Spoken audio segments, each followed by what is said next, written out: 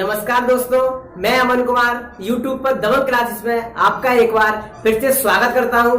जैसा कि हमने पिछली वीडियो में अधिगम के बारे में जाना था, उसके अर्थ के बारे में जाना था और अधिगम को प्रभावित करने वाले कारक तथा उसकी विधियों के बारे में जाना था। इस वीडियो में हम जानेंगे अधिगम या सीखने के नियम कि अधिगम या सीखने के कौन कौन से नियम हैं। तो चलिए शुरू करते हैं। अधिगम या सीखने के नियम। थॉर्नडाइक के अनुसार, एक मनोवैज्ञानिक थे थॉर्नडाइक, उनके अनुसार इन्होंने दो नियम दिए थे, जिसमें पहला था मुख्य नियम और दूसरा था गौड़ नियम। मुख्य नियम में इन्होंने 3 नियम दिए थे और गौड़ नियम में इन्होंने 5 नियम दिए थे। तो चलिए जानते हैं कौन कौन से मुख्य नियम है और कौन कौन से गौड़ नियम है। मुख्य नियम में पहला है तत्परता का नियम, दूसरा है अभ्यास का नियम। अभ्यास के नियम में 2 नियम है, उपयोग का नियम और अनुपयोग का नियम। और तीसरा है प्रभाव या परिणाम या संतोष का नियम। जो मुख्य नियम में 3 नियम दिए थे उन्होंने, उसमें पहला है तत्परता का नियम, दूसरा अभ्यास का नियम। अभ्यास के नियम में 2 नियम है, उपयोग का नियम और अनुपयोग का नियम। और तीसरा है प्रभाव, परिणाम या संतोष का नियम। अब गौड़ नियम में जानते हैं कि गौड़ नियम में कौन कौन से नियम है। गौड़ नियम में 5 नियम दिए थे, इसमें पहला है बहु प्रतिक्रिया का नियम, दूसरा है अभिवृत्ति या मनोवृत्ति का नियम, तीसरा है आत्मीकरण का नियम और चौथा है आंशिक क्रिया का नियम और 5वां है संबंधित परिवर्तन का नियम। तो ये थे मुख्य नियम और गौड़ नियम। तो सबसे पहले शुरू करते हैं मुख्य नियम में पहला नियम तत्परता का नियम। जो मुख्य नियम है उसमें पहला नियम तत्परता का नियम।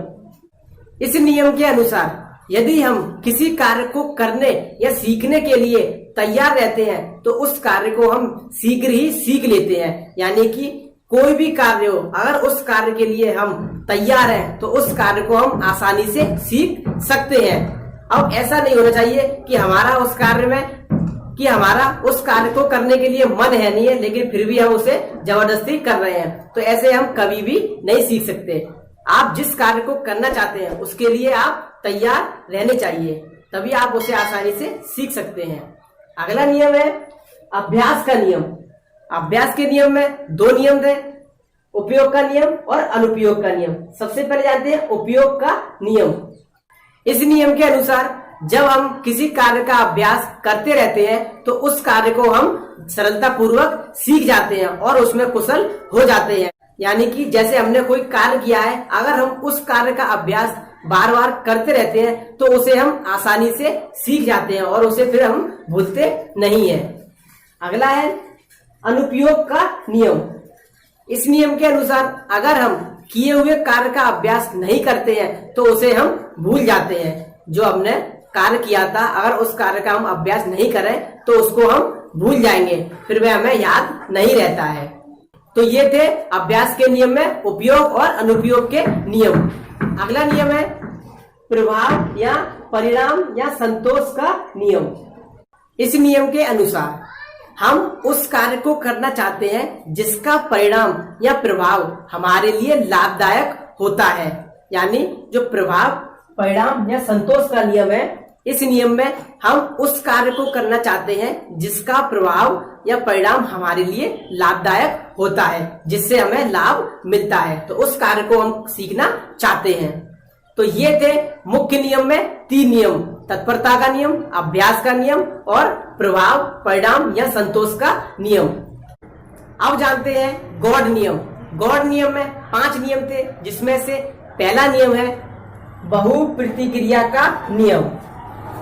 इस नियम के अनुसार जब हम कोई नया कार्य करना सीखते हैं तो उस कार्य के प्रति हम विभिन्न प्रतिक्रियाएं करते हैं। यानी कि जब हम कोई नया कार्य करना सीखते हैं तो उस कार्य के प्रति हम विभिन्न प्रतिक्रियाएं यानी कि एक्टिविटी करते हैं कि उस कार्य को हम किस तरीके से सीख सकते हैं। इसीलिए इस नियम का नाम है बहु प्रतिक्रिया का नियम। अगला नियम है अभिवृत्ति या मनोवृत्ति का नियम। इस नियम के अनुसार जिस कार्य के प्रति हमारी जैसी मनोवृत्ति होती है, यानी कि जैसा हमारा देखने का नजरिया होता है, हम उसी तरीके से सीखते हैं। यानी जब हम कोई कार्य करते हैं तो उसके प्रति उसको देखने का हमारा जैसा नजरिया होता है, हम उसी तरीके से सीखते हैं। अगला नियम है आत्मीकरण का नियम। इस नियम का अर्थ है कि नवीन ज्ञान को पूर्व ज्ञान के साथ जोड़कर सिखाना। जो आत्मीकरण का नियम है, उस नियम में जब हम नवीन ज्ञान को सिखाते हैं तो उस ज्ञान को हम पूर्व ज्ञान के साथ जोड़कर सिखाते हैं। यानी कि जब कोई शिक्षक किसी छात्र को नया ज्ञान सिखाता है तो पहले वह उसे पूर्व ज्ञान के बारे में बताता है, जो कि उसने पहले सीखा हुआ था। जो छात्र ने पहले पूर्व ज्ञान सीखा हुआ था, उस ज्ञान के बारे में वह बताता है। फिर उसी ज्ञान के माध्यम से वह नए ज्ञान को यानी नई जानकारी को उसे प्रदान कराता है। अगला नियम है आंशिक क्रिया का नियम। इस नियम का अर्थ है कि हम जिस कार्य को सीखना चाहते हैं तो उसको हम छोटे छोटे भागों में विभाजित कर लेते हैं। यानी कि जिस कार्य को हम सीखना चाहते हैं उस कार्य का हम छोटे छोटे भागों में विभाजन कर लेते हैं, जिससे कि हम उसे आसानी से और सरलता पूर्वक सिखा सकते हैं।